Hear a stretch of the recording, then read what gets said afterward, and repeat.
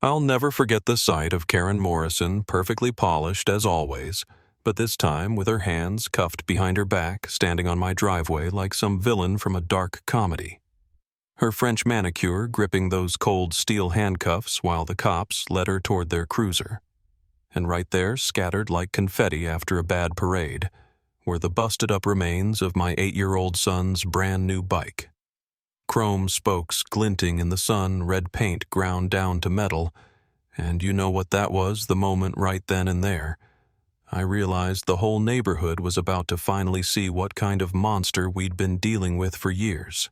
See, Karen had been running our little HOA like her own private fiefdom for nearly 3 years, using her clipboard like a badge and looking for trouble everywhere. Dog too loud, mailbox crooked Christmas lights up a week too long. You name it, she had a rule or a threat for it. But this, destroying a kid's bike because of some regulation she made up, that was a whole new level. Honestly, you couldn't make this stuff up. Back up a second. It all really kicked off 3 weeks earlier, the day my mom showed up with Tommy's birthday surprise a little early. The look on his face when he saw that bike man I'll never forget. It fire engine red racing stripes. Shiny little bell, those streamers flapping in the breeze, just pure joy. He spent the whole afternoon riding circles around the cul-de-sac laughing so hard you could hear him halfway down the block, neighbors waving from their porches. Even old Mr. Henderson, usually the grumpiest guy on the street, came out to give him a thumbs up from his rose bushes. But then there's Karen standing in her window across the street, arms crossed, scowl locked in like even the sound of a happy kid was some kind of personal insult. She'd only been in Maple Grove Estates about 5 years, but wasted no time climbing the HOA ladder, elbowing her way onto the board within 6 months, then president by year 2. She was relentless 3-hour meetings over garbage bins, quoting the bylaws like scripture, just grinding everyone down until folks gave up and let her have her way. So when she knocked on my door one Tuesday at 7:30 in the morning, clipboard in hand, and that fake sweet good morning voice, I knew she wasn't here to borrow sugar. "Michael," she says, "we need to discuss a matter of community standards." She's gesturing at Tommy's bike, which was parked in the driveway, not on the sidewalk, mind you, and informs me with all the authority she can muster that wheeled recreational vehicles aren't permitted on the sidewalks or common areas. She even whips out her favorite section of the rules 12.4, as if she's Perry Mason or something. Now, I've dealt with her before, so I keep it civil. "Karen, he was just in the driveway, not on the sidewalk, and I was watching him the whole time."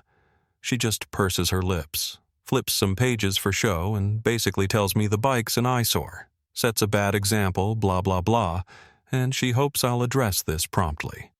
Then she spins around and leaves me standing there wondering if I'd accidentally moved to North Korea. That night I dig out our HOA guidelines and read them cover to cover.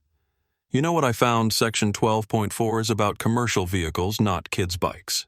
So I print it out, highlight the relevant bit, and brace for round 2. Sure enough, a few days later, here she comes this time with Gladys Peterson, her ever-agreeable sidekick from down the block who's basically her personal echo. They corner me at the mailbox. Karen starts in about property values and community integrity, but when I show her the rules, the actual words, she goes red in the face and snatches the paper out of my hand. "Don't try to lawyer your way out of this, Michael," she snaps, finally dropping the nice act. I know what's best for this neighborhood. I'm not going to let it turn into a playground free-for-all. Gladys, of course, is nodding like her life depends on it. Things got crazier when Karen decided to go straight to Tommy himself. I hear her voice out front all sharp and commanding, and look out the window to see her lecturing my 8-year-old. Seriously, my kid, about respecting the rules and protecting community property. Tommy's just standing there, helmet in hand, looking like he's about to cry, while this grown woman scolds him about his birthday present. I stormed outside, probably looking like a maniac, and told Karen flat out, "You don't talk to my kid about HOA business. You bring it to me." She goes full dictator, finger pointed at Tommy's bike, insisting it's about respect for authority. A couple neighbors have come out now. Nobody says a word, but the looks on their faces say everything. Karen's soaking up the attention, talking louder, making a scene about neglectful parenting and how she won't let our property values go down the drain. I'm about ready to explode, but I keep it steady. Ask her again. Show me where it says no bikes, Karen. Right now. She fumbles with her clipboard, gives up and finally snaps. I don't have to justify myself to you. I have discretion as HOA president, and off she goes, Gladys trailing behind her. That night I called an emergency HOA board meeting.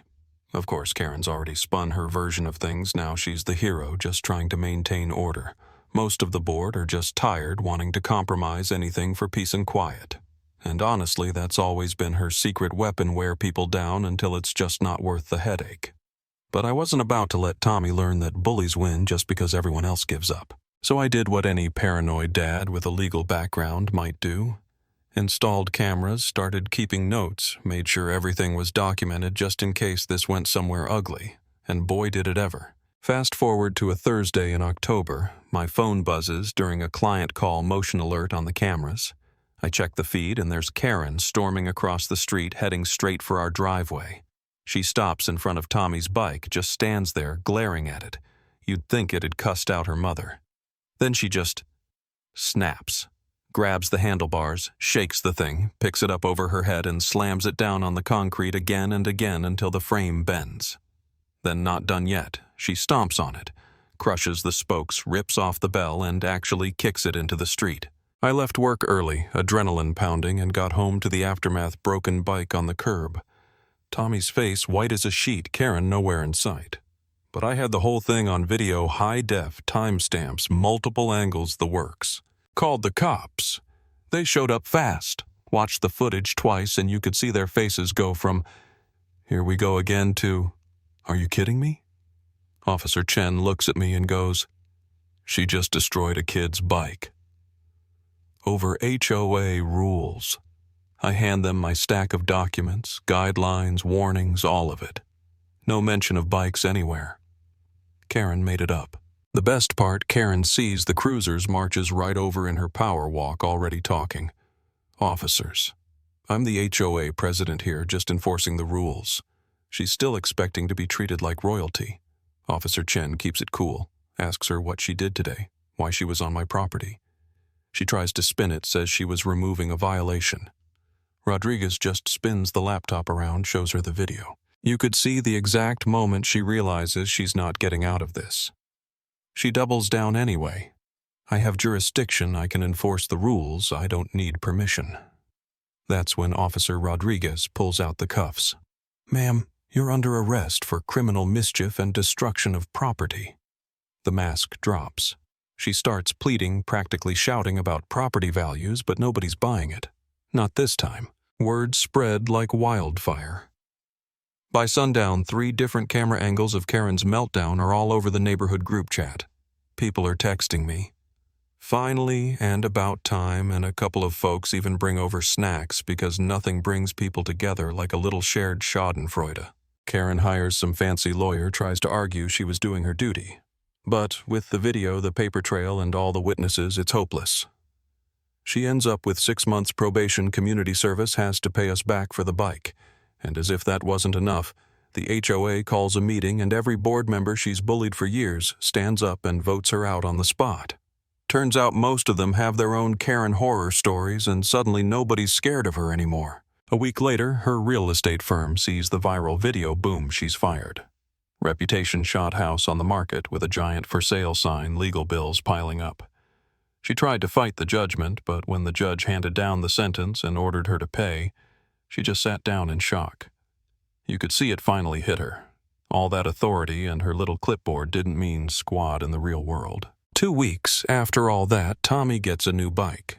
This time the new HOA president, who, by the way, is about as anti-Karen as you can get, shows up on our doorstep with a shiny blue bike, double the streamers, and a hand-signed apology letter. We stood in the driveway watching Tommy ride happy laps again, and I swear you could feel the neighborhood breathing a little easier. Karen's old house sits empty now, legal mess still hanging over her head, and honestly, I can't say I'm sorry. She got what she gave, and maybe, just maybe, folks will think twice before letting another petty tyrant run wild in the name of property values. But here's the thing, was it justice or just a little too much revenge? Did we finally stand up for what's right, or did we just enjoy the show a little too much? I'll leave that for you to decide. Drop your take in the comments. Let's hear what you think about community power and where you draw the line.